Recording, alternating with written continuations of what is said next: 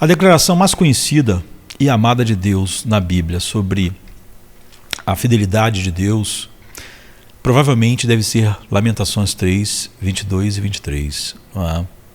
As misericórdias do Senhor são a causa de não sermos consumidos, porque as suas misericórdias não têm fim.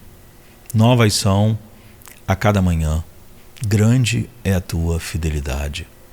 Então nós ouvimos isso ecoar em muitos de nossos hinos e canções com refrão, que repetimos e repetimos, como, por exemplo, um dos que eu mais gosto: Tu és fiel, Senhor, meu Pai Celeste, pleno poder aos teus filhos darás. Nunca mudaste, tu nunca faltaste, tal como eras, tu sempre serás. Tu és fiel, Senhor, tu és fiel, Senhor, dia após dia com bênçãos sem fim. Tua mercê me sustenta e me guarda. Tu és fiel, Senhor, fiel a mim. Tem uma segunda estrofe, tem outras, mas a segunda diz: flores e frutos, montanhas e mares, sol, lua, estrelas, no céu a brilhar. Tudo criaste na terra e nos ares. Todo o universo vem, pois, te louvar. E aí, tu és fiel, Senhor, tu és fiel. Nós amamos esse texto de Jeremias e essas canções que esse texto inspirou, porque nós consideramos a fidelidade de Deus um dos seus atributos mais reconfortantes. Mas um fato que podemos ignorar quando citamos ou cantamos estes versículos é que essa grande declaração da grande fidelidade de Deus foi feita num contexto de severa e profunda aflição. Aflição dada por Deus. O livro de Lamentações é um lamento longo e cheio de lágrimas sobre um sofrimento muito profundo. Na época, o povo judeu sofria nas mãos do feroz exército babilônico. E o autor de Lamentações reconheceu que essa aflição veio diretamente da mão do Senhor, que ao afligir seu povo estava sendo fiel à sua palavra, como está em Lamentações 2:17. Agora, quando suportamos o sofrimento, nós nos consolamos na fidelidade de Deus em cumprir sua promessa de nos libertar do sofrimento, como está em 2 Coríntios 1:10. E isso deve ser assim, deveríamos. O mesmo fez o autor de Lamentações, em Lamentações 3:21. Mas será que podemos derivar esperança, como o autor de Lamentações, Jeremias, não apenas da promessa de Deus de nos libertar fielmente das nossas aflições, mas daquilo que Deus realizará fielmente por nós através das nossas grandes aflições? A resposta bíblica a essa pergunta é um sonoro sim. E para o nosso encorajamento, a gente pode examinar alguns dos propósitos redentores de Deus quando, em fidelidade, Ele nos aflige. Libertado da peregrinação, por exemplo, como Deus fez com o povo de Israel. O Salmo 119, aquele longo e belo e antigo poema acróstico, é precioso para muitos cristãos e por boas razões, porque é, em parte, uma celebração prolongada e um apelo à fidelidade de Deus para fazer exatamente o que Ele nos promete, tal como o autor de Lamentações, Jeremias. O que provoca o salmista a escrever é uma aflição severa, como está no Salmo 119, verso 107. Então, um aspecto significativo da qual é a perseguição injusta pelas mãos de pessoas poderosas e ímpias, como está no versículo 161. No entanto, como alguém que acredita na soberania de Deus sobre todas as coisas, como ele afirma no verso 89, 90, e na bondade de Deus em todas as coisas, como ele afirma no verso 68, o salmista reconhece que a sua aflição veio das mãos do seu bom Deus. Eu sei, ó Senhor, que as tuas leis são justas e que com fidelidade tu me afligiste. Versículo 75 do Salmo 119. Então, o salmista não hesita em expressar a Deus a sua tristeza por essa aflição, no verso 28. E o preço que ela está cobrando de todo o seu ser, no verso 83. Mas ele também expressa a Deus o bem que ele percebe que a aflição está operando nele. Antes de ser afligido, eu me desviava, mas agora eu guardo a tua palavra. Ele diz no verso 67. Foi-me bom ter sido afligido para que aprendesse os teus estatutos. Verso 71. Então o salmista é alguém que tem fome e sede de justiça, o tipo de pessoa cujos anseios, Jesus disse, mais tarde seriam satisfeitos. Não é? Aqueles que têm fome e sede de justiça serão satisfeitos, como está em Mateus 5,6. Embora ele possa não ter esperado no início que um dos meios escolhidos por Deus para satisfazer seus anseios fosse a aflição, é uma descoberta que ele faz durante seu período de luta angustiante. Como resultado, ele passa a amar a palavra de Deus excessivamente, é o que ele diz no versículo 167. Torna-se a soma de toda a verdade para ele, uma luz para o seu caminho, no versículo 105. O seu refúgio quando ele se sente ameaçado, ele diz no versículo 114. Então, ele medita nele, não é? Na palavra, durante todo o dia, versículo 97. E ele considera a palavra de Deus mais doce que o mel, verso 103, e mais valiosa do que o ouro, verso 72. Então, em seu sofrimento, o salmista discerne a correção amorosa de Deus, a sua tendência a vagar, e, portanto, encontra conforto tanto em sua aflição quanto na promessa de Deus de libertá-lo dela. O que o capacita a dizer: este é o meu conforto na minha aflição, que a tua palavra me dá vida. Versículo 50. Então, em Gênesis 32, por exemplo, contém a estranha história de Jacó literalmente lutando a noite toda com Deus. Lutar fisicamente com o Todo-Poderoso já é bastante estranho, não é? Mas ainda mais estranho é que quando a figura enigmática viu que não prevaleceu, entre aspas, contra Jacó, tocou-lhe na articulação do quadril e o quadril de Jacó foi deslocado. Gênesis 32, 25. Por que Deus aflige Jacó com um quadril deslocado para sempre? Nós podemos deduzir uma razão do contexto da história. Por ordem do Senhor, em Gênesis 31, 3, Jacó está retornando a Canaã depois de 20 anos trabalhando para seu tio Labão. E ele havia originalmente fugido de Canaã depois de saber que seu irmão gêmeo, Esaú, prometeu e planejava matá-lo por ele roubar a legítima bênção paterna de Esaú. Então, esperando que o desejo de vingança de Esaú tenha esfriado com o tempo, Jacó envia um mensageiro para informar Esaú que ele está voltando para casa.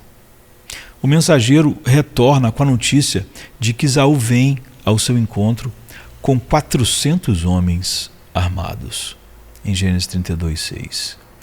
É óbvio que isso o aterroriza, né? Aterroriza Jacó. O irmão tinha prometido matar ele. Ele manda um recado dizendo que está voltando. E alguém vem e diz a ele que o irmão dele está vindo em direção a ele com 400 homens. Tá? Então ele implora ao Senhor: por favor, livra-me das mãos do meu irmão, das mãos de Esaú, porque eu o temo, para que venha e me ataque. As mães com os meus filhos estão comigo, e todos da minha casa. Mas tu disseste: certamente farei o bem a ti e farei o bem à tua descendência, e farei da tua descendência como a areia do mar, que não pode ser contada por causa da multidão que será. Em Gênesis 32, 11 e 12. Em outras palavras, ele implora a Deus, ao Senhor, que Deus seja fiel à sua palavra. E o Senhor responde aparecendo em forma corporal à noite e lutando contra Jacó. Durante a luta, ele de alguma forma revela a Jacó quem ele é. E ao nascer do sol, ele então fere o quadril de Jacó. Mas Jacó se recusa a deixar Deus ir sem uma bênção. Desta vez, não uma bênção roubada, mas concedida, porque ele está disposto a perseverar na fé por ela. Mas por que o quadril? Em parte, porque Deus se propôs a ajudar Jacó a temer mais a sua palavra do que as ameaças de um irmão irado. E assim, na noite anterior ao encontro de Jacó com Esaú, Deus o aflige fielmente para que ele não possa fugir novamente por medo do homem, como ele fugiu 20 anos antes. Agora ele é um homem aleijado, não é? Mas em vez disso, ele é forçado a confiar na fidelidade de Deus e na sua promessa. Então você vê que como Deus nos livra do orgulho perigoso. Em sua segunda carta aos Coríntios, Paulo descreve como o Senhor lhe concedeu graciosamente grandes visões e revelações que eram tão maravilhosas e raras na experiência humana e únicas, que ele, através do seu pecado interior, podia ser tentado à presunção, ao orgulho, não é? Por ter tido essa experiência única. Você vê como o pecado em nós é insidioso, não é? Alguém vai ao céu e vê coisas maravilhosas que ninguém jamais viu. Isso você poderia pensar, vai fazer essa pessoa a pessoa mais humilde do mundo, mas há mal em nós suficiente para fazer a maior experiência se tornar motivo de orgulho. É assim enquanto estamos nesse mundo. E assim ele explica: o Senhor lhe concedeu graciosamente um espinho na carne, um mensageiro de Satanás para atormentá-lo ou esbofeteá-lo e impedi-lo de se tornar orgulhoso. 2 Coríntios 12, 7. A princípio, ele implora a Deus que o livre dessa aflição, não é? Essa aflição demoníaca. Mas o Senhor responde: a minha graça te basta, porque o meu poder se aperfeiçoa na fraqueza. 2 Coríntios 12, 9. Esta é outra revelação maravilhosa que Paulo nos traz, não é? É uma revelação maravilhosa para Paulo que o leva a dizer com gratidão: portanto, gloriar-me-ei ainda mais alegremente nas minhas fraquezas, para que o poder de Deus repouse sobre mim, por causa de Cristo.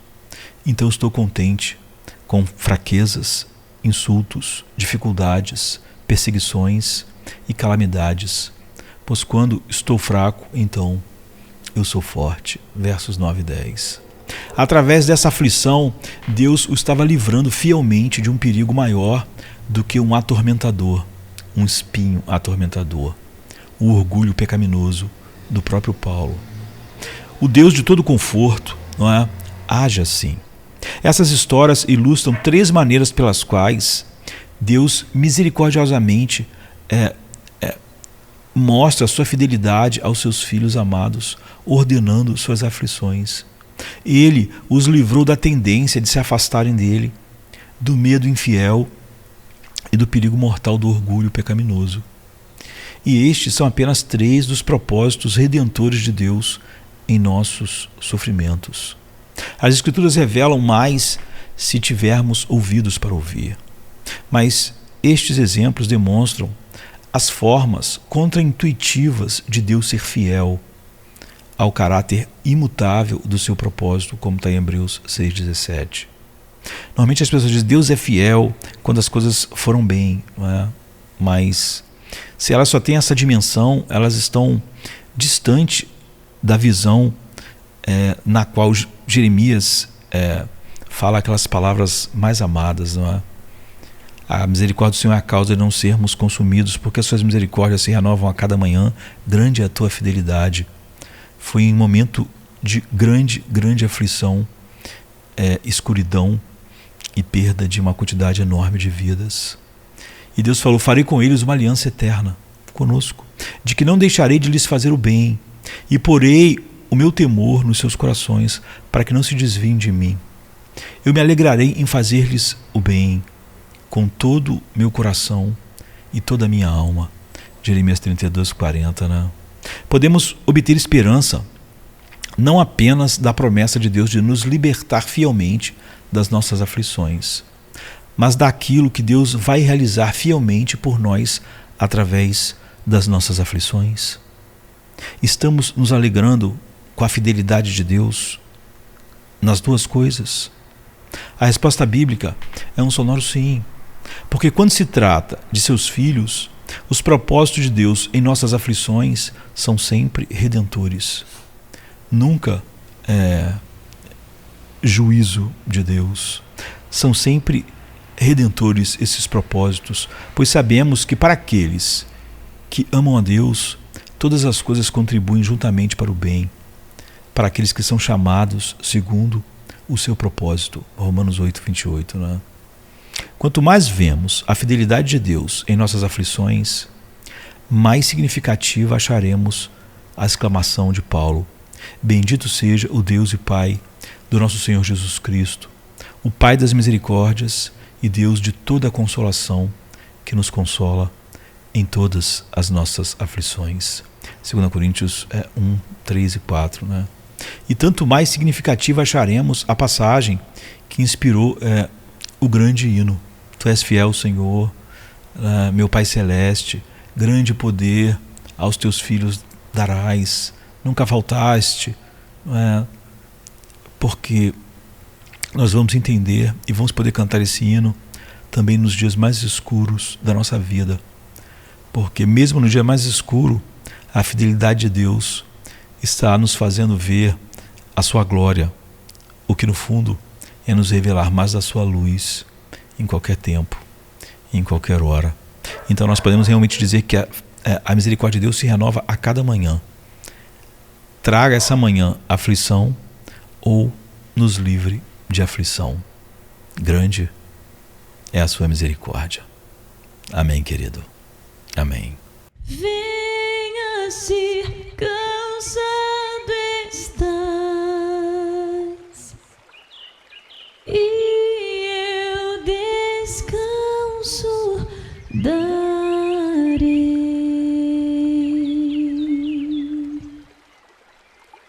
Tu descansarás.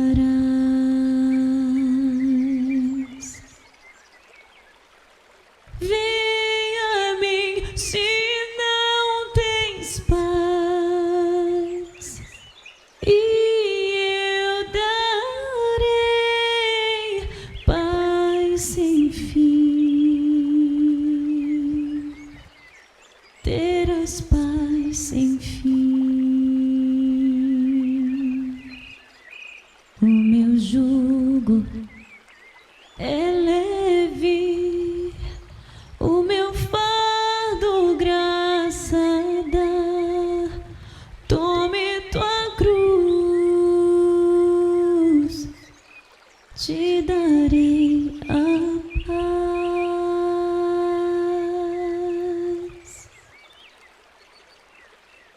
Venha o aflito e lhe darei paz, minha paz darei.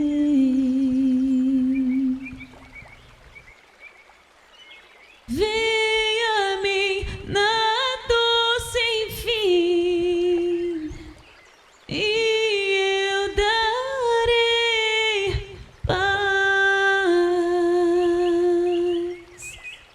darei minha paz. Acalmar tuas águas e falar ao coração: tome meu fardo, te darei a paz.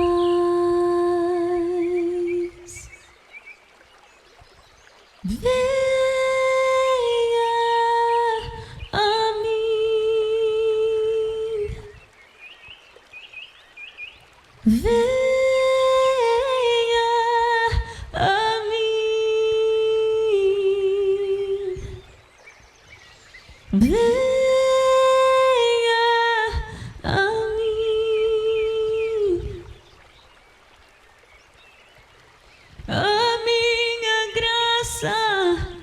te chama.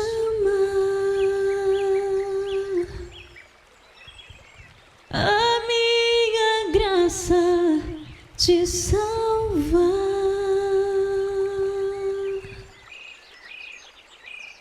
Venha a mim se triste estás, minha alegria terás,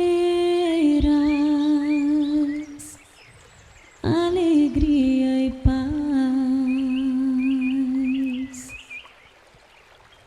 Venha a mim na tua escuridão, eu sou a luz do mundo,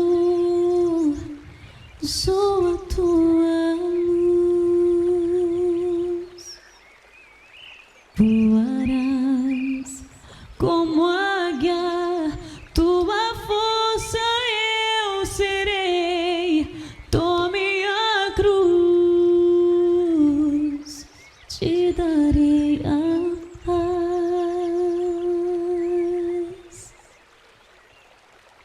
Venha a